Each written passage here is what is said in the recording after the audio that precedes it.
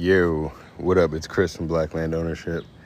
And as we walk around DC, I'm gonna try to show y'all some nature. This is a fig tree that my neighbor planted, not in their yard, but they got a dope yard over here, but also out in front. So this is a public part of the street. They went into the tree box.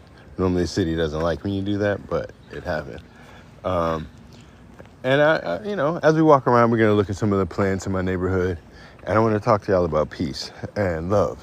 And as a 48-year-old black man, trying to tell the world, be peaceful, be loving, seems like regular, right? Like every human you would expect wants peace and love for other humans. But that's not the case. And through history and through violence and conflict, there are groups of people that do not have love for each other. And there is a reality of how that has played out. But in most cases, especially in my life, there's a huge opportunity for us to communicate more, grow closer together, learn more about each other, and appreciate the diversity of experiences that different people have. And I find it odd that I live in a country that in the Constitution says we all have inalienable rights given to us by the Creator, and that we should all have the ability to pursue life, liberty, happiness, ownership of property, things of that nature. And in 2026, we have an environment where people think diversity is a threat. People think equity is a threat. People think inclusion is a threat. And that's just odd. Like, what kind of sense does that make? Like, if you would have to tell people in the future or in the past that one of America's biggest issues they would have to sort out is a whole bunch of people don't want women being treated equally, in the same country where the Constitution says we all are supposed to be treated equally, where extra provisions and amendments were made because people hadn't been treated equally. And there's an asymmetry of tolerance. There's an asymmetry of violence. There's an asymmetry of aggression that isn't discussed in a way that I appreciate. One is this cultural belief that humans are designed to be violent towards each other, or that we've always been colonists, conquistadors, or imperialists, which is historically inaccurate and has never been proven. What you have seen is humans live 100,000, maybe even more, but modern humans have been in existence for 100,000 years.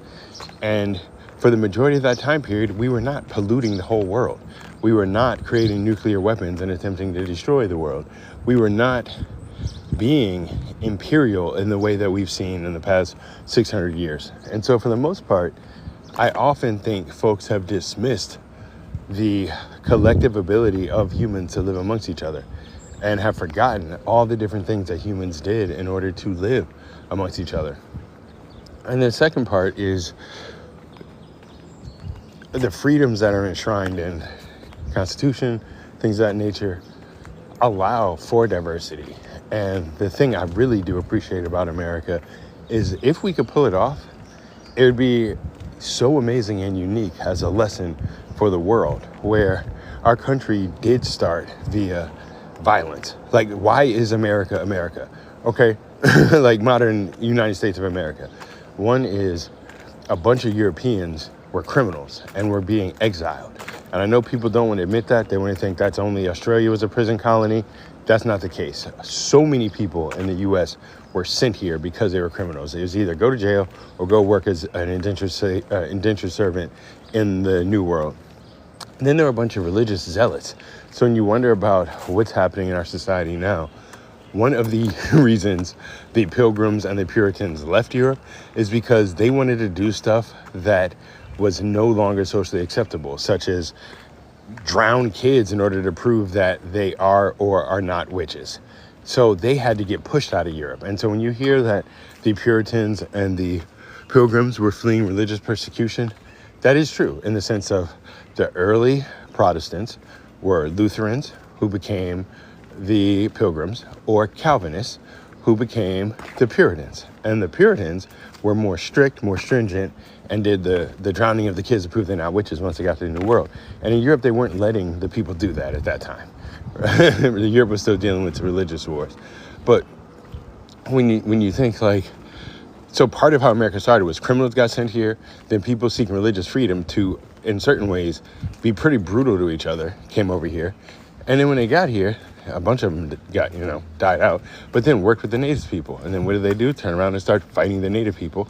And you have a who knows how long genocide where the Spanish are involved, the British are involved, the French are involved, all types of other nations are involved. And within that, then they snatch up some Africans and they start bringing Africans from different countries and make them do the work on the land here. That's a lot of violence. That's a lot of pain. That's a lot of destruction. That's a lot of disruption of what had been the natural order.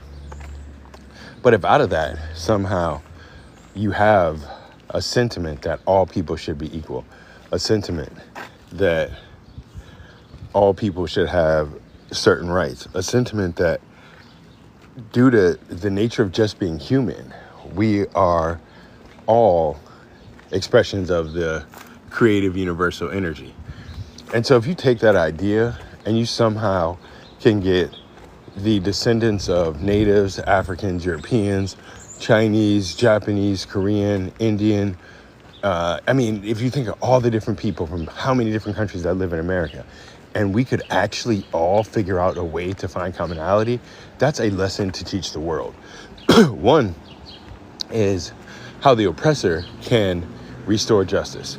And I know people don't like the term restorative justice, but in order for there to be peace in the country, you will have to have some form of equilibrium. And equilibrium will not be gained by avoiding the conversations that are difficult. Part of restoring justice is that lady would have said hello as I walked by, instead of so many of the people of European descent in my neighborhood don't speak to me. This is not a commercial area. This is not retail. Anyone in the neighborhood lives here. And I'm not saying all the black people speak, but it's a much different clip. But anyway, you'd have to restore the justice. And if you figured out a way so that the majority group was able to admit to certain social histories, create a structure for restoring justice and restoring equilibrium, that would be amazing for the world. Like if the oppressor learned how to not be exploitative and learned how not to be oppressive and learned how to deal with their own culture and the destruction that the oppression caused within themselves, that is a benefit to the world. The world could learn from, look at this group of Africans brought to the U.S., worked till they died, literally, home countries destroyed, and then treated less than human in America, yet they still are acceptant of how many other cultures, yet they still celebrate how many other cultures, yet they never tried to do to the white folks what the white folks did to them.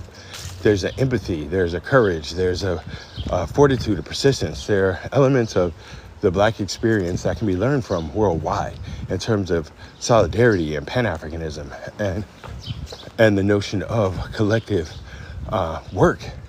These notions of the idea that you can self-determine your path even within an oppressive society could be learned in terms of the indigenous folks and the ways that people have been living in America for thousands of years, tens of thousands of years. There are lessons that can be learned around the world about the experience of these group of people that have been able to withstand the European prompted genocide against the natives and the indigenous people. If you go through, every group of people that came to the U.S. also had it hard. Like one element of the U.S. that why it's a violent country is everyone got it bad when they got here. So the initial settlers, a lot of them died. Starvation, cold, who knows what, disease. Well, they popping up here. They got the corn, sunflowers. I like my neighborhood. People are getting it growing. But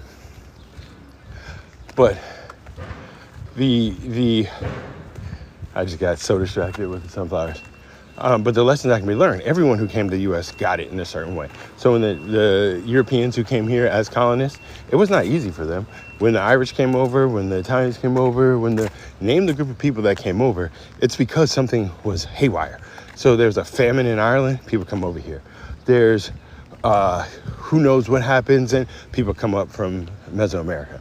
So it's not like America was an easy history. And so if out of that we can find peace and love amongst all the different people here, that's amazing to me. And I think people always talk about America as the grand experiment of democracy. I think about it's the grand experiment of, can we restore justice to those that have been exploited?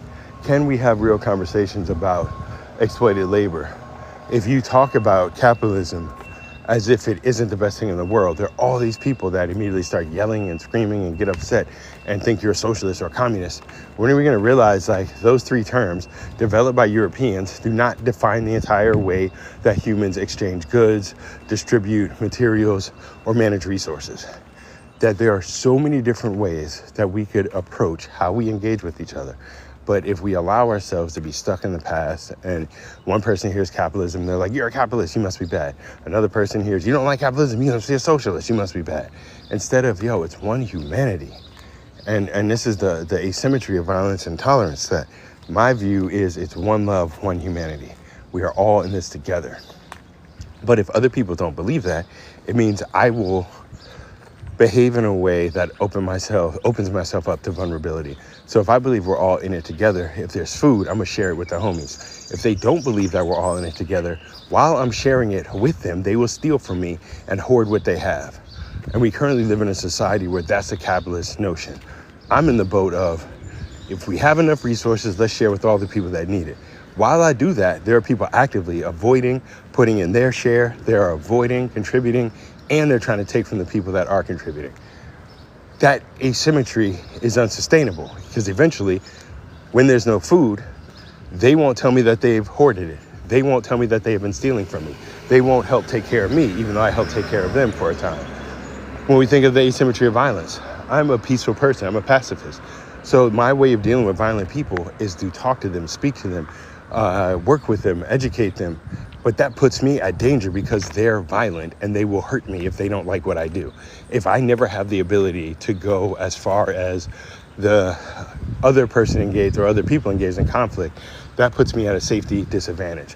But that's the asymmetry of violence, that I don't want to be a violent person. I live in a violent world. What can I do in order to augment the world around me? Well, I can't use violence. What do the violent people do to augment the world around them? They use violence. Another asymmetry. But that's the beauty, that if we can figure this out, that if peaceful people and people that want love and don't want to be mean and don't want to look at it like you're either a wolf or a sheep, but maybe you're the wind, maybe you are atmospheric pressure, like maybe it's not so simplistic, then what are our options? If you are a person that wants to have discussions and understand that we will not all believe the same thing, but think that we can still live together, how do we do that in an honest way? And how do we navigate when we cannot negotiate it, when it is not possible to find a compromise? And what do we do that's still respect for each other? I can't imagine running for office and being like, you know, if I win, I'm gonna punish the other people that aren't on my team. The whole idea is we are A, theoretically, all Americans, but B, we're all, or I should flip it. A, we're all human. B, if you believe the theory, we're all Americans. Why would any president or political leader want other Americans punished? Like, as a black person, I don't want to punish racist people. I would like them to not be racist. As a human, I don't want to punish people who are sexist. I would want women to be safe in society and be able to have the same rights and equal experience, equitable experience that they choose to have in our society. But this idea of politics and social activity being pushed by punishment and carceral activities and violence is just very problematic to me. And so a part of my idea of peace and love around the world is, how do you show love for the people that are trying to harm you?